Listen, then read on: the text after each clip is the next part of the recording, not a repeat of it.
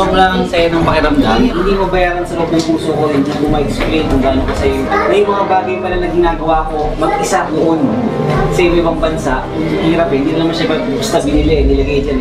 Yung time ko ay dedication sa pag-aanak, sa paghalkal ng mga kahon, sa pagpunta ng iba't ibang lugar. Na-share ko lahat sa inyo. Nakikita ng mata niyo ngayon, yung laruan lang, pero yung bawat storya niyan, sobrang lalim yung pinagdaan.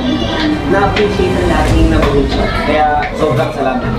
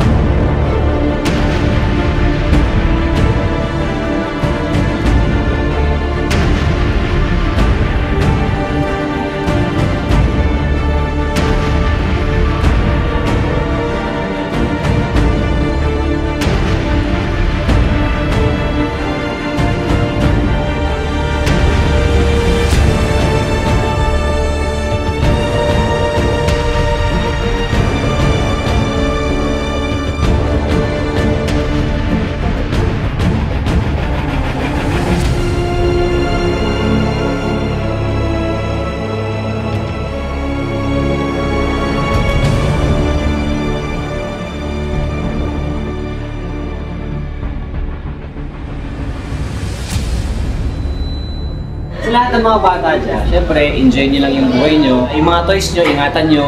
Ganun din sa buhay. Lagi yung galingan, lagi yung sumikap. Para someday, in the future, hindi man sa pagpakulit ng toys, hindi man sa museum, maabot yung mga pangarap nyo. Lagi na kayong magdasal, lagi mag-work hard, positive. Kung may mga taong nanginira sa inyo, iwanan nyo. Basta dumiretso lang kayo sa buhay.